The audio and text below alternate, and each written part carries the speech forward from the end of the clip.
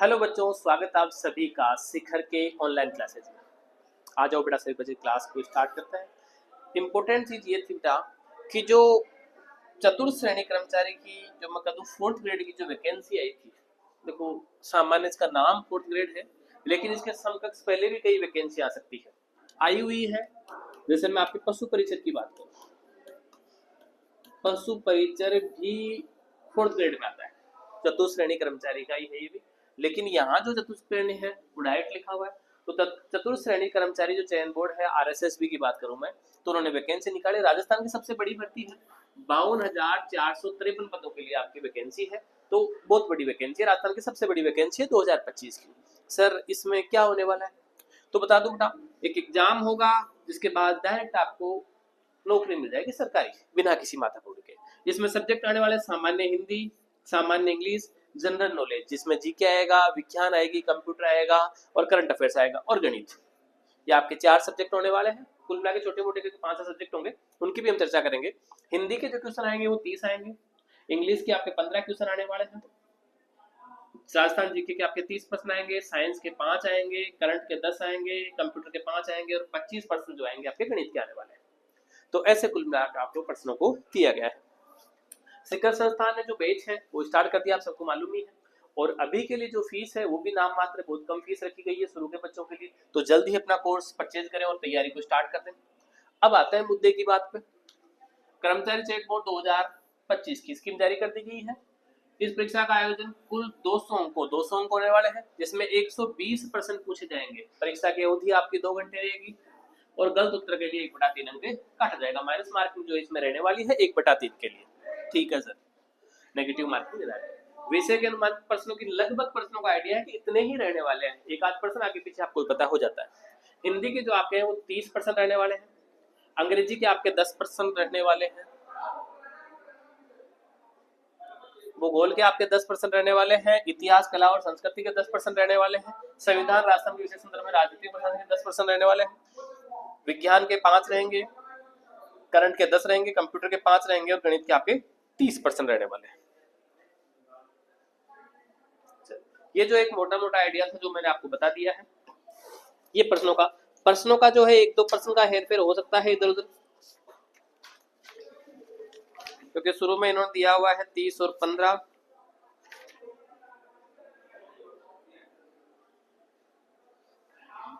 तो यहाँ जो एवरेज रहेगा भी वो है, देखो थोड़ा सा मिस्टेक कर दी, यहाँ जो सामान्य अंग्रेजी के प्रश्न है वो 15 रहने वाले हैं और गणित के जो प्रश्न है वो 25 रहने वाले हैं।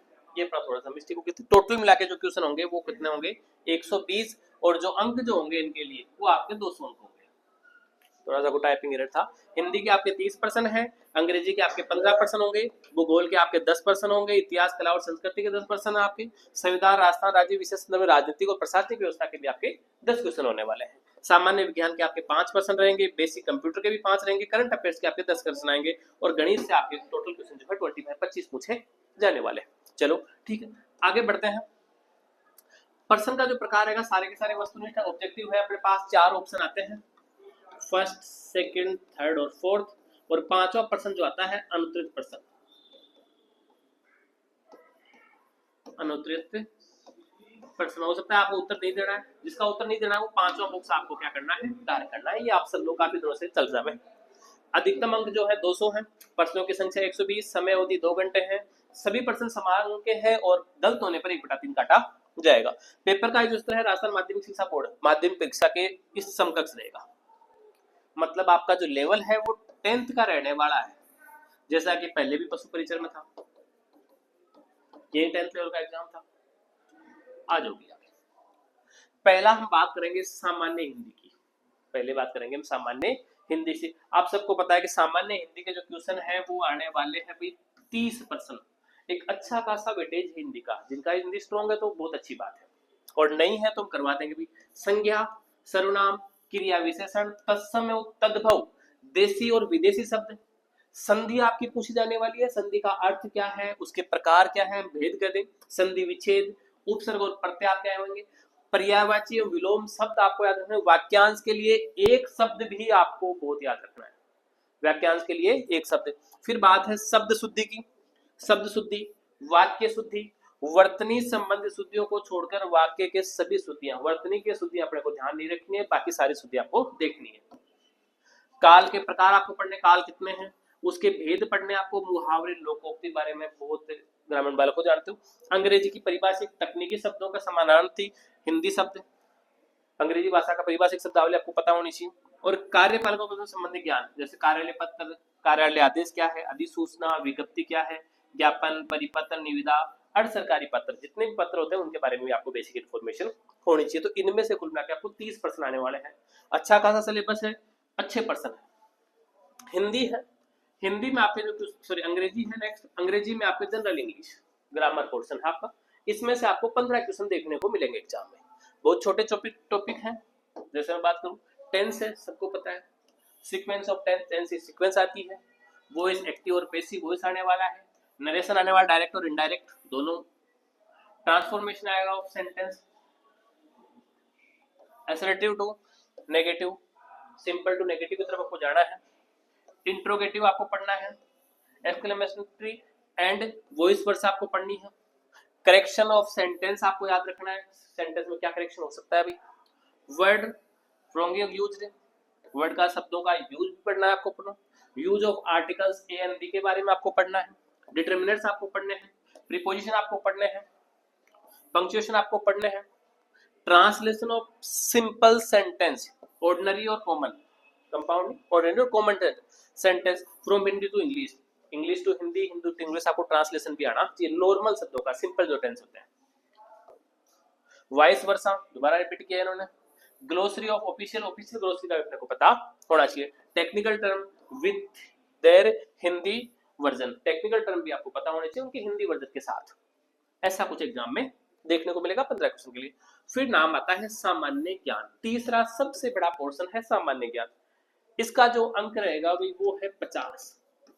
इन्होंने अलग अलग डिवाइड कर रखा है, जैसे इन्होंने भूगोल की बात की है तो भूगोल में 10, राजस्थान कला, इतिहास और कला संस्कृति के इन्होंने 10 नंबर दिए हैं, भूगोल ज्योग्राफी के 10 दिए हैं इन्होंने, भारतीय संविधान और राज्य व्यवस्था के विषय संदर्भ में इसके भी इन्होंने 10 अंक दिए हैं। देखो देख लेते हैं राजस्थान के बारे में, राजस्थान जी के बहुत एक कॉमन सा है कि राजस्थान का एग्जाम है तो जी के आना है और इसी में से ज्यादा क्वेश्चन पूछा जाएगा। इन्होंने सामान्य ज्ञान में पहला दिया है भूगोल, राजस्थान के भूगोल का एक महत्वपूर्ण पार्ट है क्योंकि 10 क्वेश्चन आने वाले हैं। राजस्थान की स्थिति के बारे में पूछेगा, उसका विस्तार, भौतिक स्वरूप, भूगोलिक विभाजन क्या क्या है, उसकी मृदा कौन सी राजस्थान में, प्राकृतिक वनस्पतियां कौन सी है, वनों का संरक्षण के लिए क्या है उपाय है, क्यों नियम है, राजस्थान की जलवायु, कोपेन का, थॉर्नवेट का, सबका जलवायु वर्गीकरण आपको पढ़ना है, जल संसाधन आपको पढ़ना है, अपवाह तंत्र आपको पढ़ना है, नदियां नाले, अरब सागर की बे ऑफ बंगाल, झीलें आपको पढ़नी है, प्रमुख सिंचाई परियोजनाएं आपको पढ़नी है, राजस्थान में सिंचाई की परियोजनाएं कौन कौन सी बहुत कम है, जनसंख्या, उसका आकार पढ़ना है, उसकी वृद्धि के बारे में पढ़ना है, कहाँ कहाँ फैली हुई है, कितना घनत्व है जनसंख्या का, लिंगानुपात क्या है, साक्षरता कितनी है, परिवहन और राजमार्ग कौन कौन से हैं, कौन से नए हाईवे, आपदा प्रबंधन और जलवायु परिवर्तन, ये सब के बारे में पढ़ना है। मतलब लगभग आपका ज्योग्राफी का जो पोर्शन है वो कंप्लीट है, कंप्लीट ज्योग्राफी आपको पढ़नी है। ठीक है, चलो भाई नेक्स्ट आता है राजस्थान का इतिहास, हिस्ट्री के बारे में और आर्ट और कल्चर। इतिहास और संस्कृति, ऐतिहासिक घटनाएं, इतिहास की जितनी भी घटनाएं, स्वतंत्र आंदोलन, यहाँ से एक प्रश्न हर एग्जाम में आता है, एक क्वेश्चन एकीकरण से आता है, महत्वपूर्ण व्यक्तित्व कौन कौन से हैं, भाषा और साहित्य क्या है, संस्कृति एवं सामाजिक जीवन कौन सा है, वेशभूषा, वाद्य यंत्र, लोक देवता, हर बार लोक देवियां किसी न किसी सिलेबस में छूट जाता नहीं लिखा होता, लेकिन फिर भी याद रखना है, प्रश्न आ सकता है। लोक साहित्य, लोक बोलियां, मेले त्योहार, आभूषण, लोक कलाएं, वास्तुकला कहते हैं, लोक संगीत, नृत्य, रंगमंच, पर्यटन स्थल, स्मारक, ऐतिहासिक एवं सांस्कृतिक राजस्थान की हस्तियां, ये भी अपने को पढ़ना है। तो ये इतिहास और कला का छोटा सा पोर्शन था। भारतीय संविधान और राज्य के विशेष संदर्भ में राजनीति एवं प्रशासनिक व्यवस्था, राजस्थान के संदर्भ में, राज्य के संदर्भ में आपको पढ़नी है। संविधान का परिचय, संविधान क्या है, के अनुच्छेद होते हैं, किस में कौन सा आता है, लेकिन सिर्फ राजस्थान के संदर्भ में। आधारभूत लक्षण, संविधान के आधारभूत लक्षण क्या है, राज्य शासन क्या है, राजनीतिक, राज्यपाल, मुख्यमंत्री और मंत्रिमंडल, मतलब आपको राजस्थान लेवल पढ़ना, प्रधानमंत्री राष्ट्रपति आपको नहीं पढ़ने। विधानसभा एवं न्यायपालिका, राज्य का प्रशासनिक ढांचा, राज्य का प्रशासनिक ढांचा क्या है, मुख्य सचिव क्या है, जिला प्रशासन क्या है, सामान्य प्रशासन पढ़ना है, पुलिस प्रशासन की बात होगी, जिला स्तर पर न्यायिक ढांचा क्या है, सूचना का अधिकार क्या है, और इस अधिनियम के बारे में अपने को पढ़ना है। मतलब ज्यादा कुछ नहीं है, लेकिन अच्छा खासा संविधान का पोर्शन दे रखा है, क्योंकि 10 क्वेश्चन आने वाले हैं, तो अच्छा खासा पोर्शन होगा ही।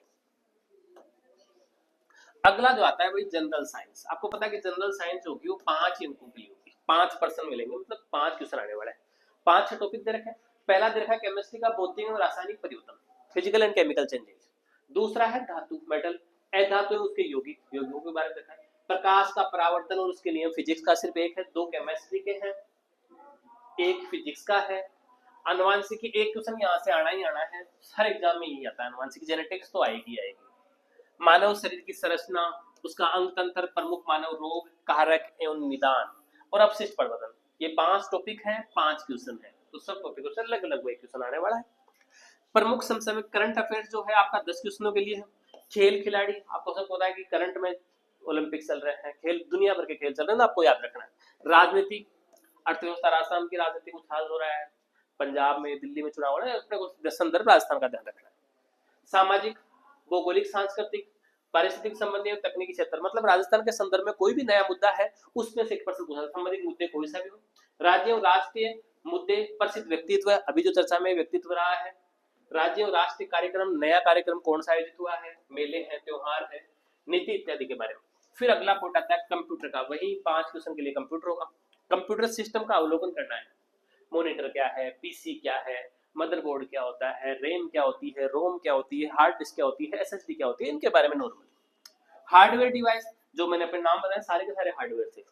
सॉफ्टवेयर डिवाइस, उनका ऑपरेटिंग सिस्टम क्या है, विंडोज वाला। एप्लीकेशंस क्या होता है, सॉफ्टवेयर की इत्यादि।